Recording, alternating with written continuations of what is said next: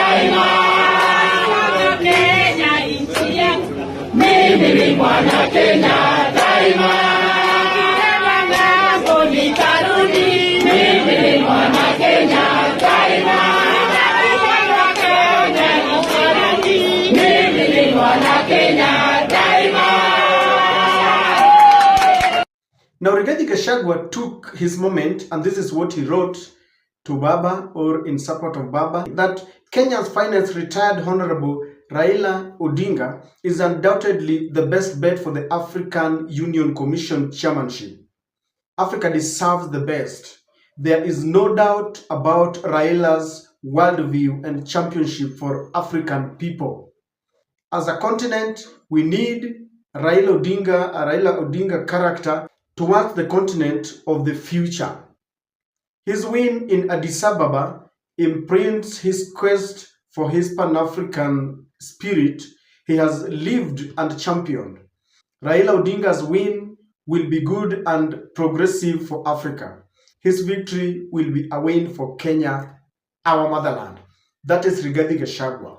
And this post has really elicited, several reactions. Now, Rigathi's tweet is viewed with a lot of suspicion from both sides of the coalition divide, from both the Kenya Kwanza team and the Azimio team. And why the change of heart? Why do you think all of a sudden Rigathi Gachagua, who has been known for his hatred for Raila, is now saying that he wishes Raila all the best? That is exactly what I want us to look at. Ladies and gentlemen, kindly subscribe to our channel. Click the notification bell to allow YouTube to notify you whenever we release a video like this. Please don't forget to like and share videos. Thank you very much for your support. Ladies and gentlemen, Rigathi's tweet is meant to test waters. Rigathi decided to give that message, and he wants to see how it sinks to the Raila camp and to the Ruto camp, because we are in a position where there's a lot of political negotiations, political realignments are really anticipated, and Rigathi knowing very well that he's forming a team to try and give Ruto a run for his money, and one of his very arch nemesis is Raila Amolo Odinga. He's testing waters. He wants to see, for example, what is Opondo Kaluma going to say? What is Robert Alai going to say? He's looking at that. What would Babu Owino say? What would the supporters of Raila Amolo Odinga, for example, in Jacaranda, how will they receive this message? And he wants to know their reactions, because from there, he will gauge his next move. Rigathi also wants to be part of a victory. In case Raila wins, Rigathi would want to be seen as part of that victory, as a man who means well to Raila Amolo Odinga, and that again will help him try and maneuver his presence among Raila supporters. He does not want to remain behind in case Raila wins. In the event that Raila loses, Rigathi Gachagua does not want to be seen as unaona hii kamati ya uchafu ambao wanataka Raila ashindwe. So whether he means it or not, politics is about perception. Now Rigathi Gachagua is also sending a coded message to Raila Amolo Odinga. You know there is bad blood between Rigathi and Raila Amolo Odinga. And it is Rigathi Gachagua who started when he said Raila wanted to come to the government through the back door. He would not allow it. He had set some traps. Of course, Rigathi has since apologized when he told Raila Amolo Odinga that all these statements that I was making about you, all this hatred was planted in me by William Samoei Ruto himself, who told me to tell you that there was no space for you in this government. As fate would have it, Raila Amolo Odinga is in government. He can get to State House anytime. Well, the man from Wamunyoro cannot get to State House. So Rigathi Gachagua is sending a coded message that I do not have a problem with you, Raila Amolo Odinga. And why would this coded message be very special to Rigathi Gachagua? Number one, just recently, the court ruled that the Azimio coalition is the majority party in parliament. But Moses Wetangula, acting on instructions from William Samoei Ruto, thwarted that ruling, and he made the Kenya Kwanza the majority coalition. This didn't go down well with the Raila camp, and they said it would be messy. It will not be very business as usual. Now things seems to have cooled down because Ruto summoned Junet for a meeting in State House. But the man from Wamunyoro understands that Kenyans are tired of William Ruto. And he knows very well that in the event that Raila does not capture that seat, Raila might come back breathing fire, and they start demanding for their rightful share.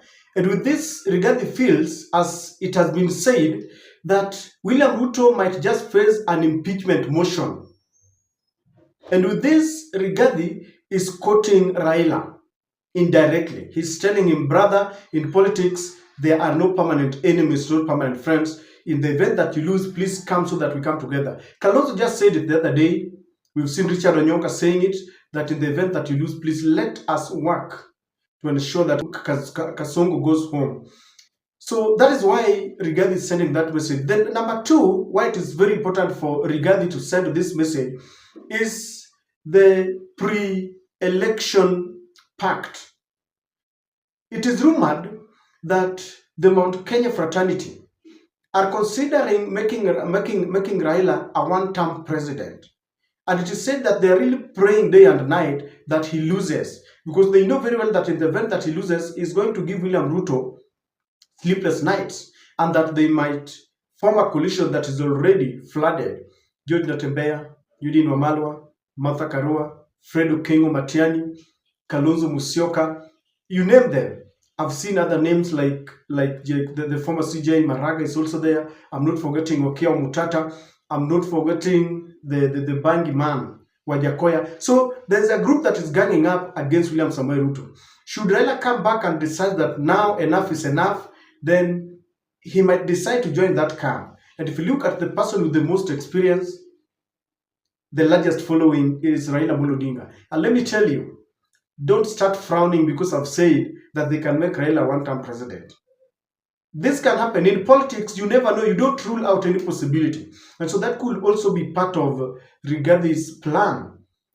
And you do that by starting quoting him, early enough so that when he comes back, he already knows his friends. Because, truth be told, Raila standing in the middle. He can decide to end William Ruto's career by joining Rigathi force, even if he does not run for presidency. Or he can join William Ruto to ensure that he also deflates the other side. He's got a following. You can't rule him out in the Kenyan politics. You don't make that mistake of trying to rule out Raila Odinga. I know you can talk of, he betrayed Gen Zs and all that. He gave William Ruto some people to work in his docket, in his cabinet, but that does not rule out the ability of Raila to be a kingmaker. So that is also very important to Rigathi Gachagua. Rigathi could also be mocking Raila indirectly. The SADC has gone, and Raila seems to have no hope, and therefore he's just saying that, those crocodile tears that we wish you the best, brother, so that when he comes back, yeye atasema, we wished him well, lakini huyu jamaa haezi chaguliwa mahali popote. There could also be a possibility that is in a way mocking him, that you betrayed me, because it is the Raila camp that provided the numbers that sent Rigathi home. So he could be telling him, you betrayed me, na sasa unaenda kushinda. So that very tweet has elicited several reactions. But ladies and gentlemen, the mood in Addis Ababa is really impressive. It is really anticipatory. It's really promising. We wish Baba all the best.